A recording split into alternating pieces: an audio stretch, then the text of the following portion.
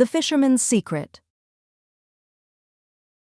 In the quaint coastal village of Serenity Bay, fishing was not just a livelihood but a way of life. Among the many fishermen, old Thomas stood out, not for the size of his catch, but for the consistency of his success.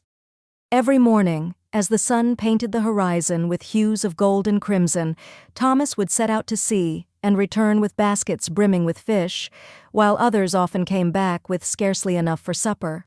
Young and ambitious Daniel, eager to provide for his growing family, couldn't help but notice Thomas's unwavering success. One evening, as the village gathered around a crackling bonfire, Daniel approached the seasoned fisherman. "Thomas," Daniel began, "I've watched you return with a bountiful catch day after day, while many of us struggle. What's your secret?" Thomas chuckled softly, his eyes reflecting the dancing flames. "Meet me at the dock tomorrow before dawn, and I'll show you." Before the first light of day, Daniel found Thomas readying his modest boat. They set sail into the calm waters, the village lights fading behind them. After a while, Thomas stopped, and he turned to Daniel and said, "Now, we wait." The lantern at the end of the dock swayed in the pre-dawn breeze, casting trembling light across the calm sea of Serenity Bay. Daniel stood alone, his heart pounding. Thomas's modest skiff bobbed gently in the tide, nets neatly coiled, as if waiting for a sign. "Well?" Daniel asked, voice hushed against the lapping water. "What am I missing?" Thomas's weathered face emerged from the shadows, his eyes serene. "When I first set out, I too wondered why others struggled while my nets brimmed," he said. "But there's more to the sea than currents and fish." As the sun's first ray turned the horizon to rose and gold, Thomas slipped the lines and guided the boat into deeper water. Daniel watched intently. Minutes felt like hours, and Daniel's impatience grew, every instinct screaming to hurry, to find fish before they fled. But Thomas merely whispered, "Cast." Daniel obeyed.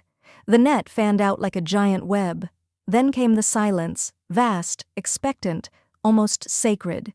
Minutes crawled by. Daniel shifted, restless. "Sir, shouldn't we move? Try another spot?" Thomas laid a steady hand on Daniel's shoulder. "Patience, my boy. The sea and the Lord reveal their treasures in their own time."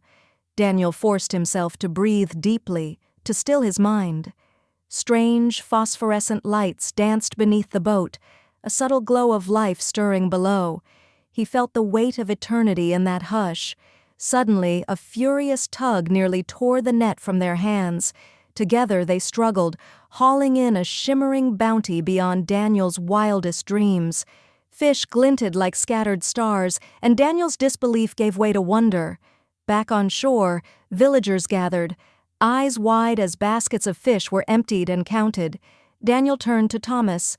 "I understand patience now, but there must be more. Why does your net always fill when ours do not?" Thomas smiled, gaze drifting to the distant sea. "Patience, yes, and faith much like life. Fishing isn't about rushing to the destination. I cast my nets in prayer each dawn, trusting that God, who commands the winds and waves, will guide the catch. And I've learned to listen, to the wind, the water, and to his still, small voice beneath the roar." Daniel felt something shift in his soul, a peaceful certainty. In that moment, he resolved to anchor his life in the same trust. Moral of the story: if we hope for what we do not yet have, we wait for it patiently, knowing that God's faithful promises will bear fruit in His perfect season. Romans 8:25.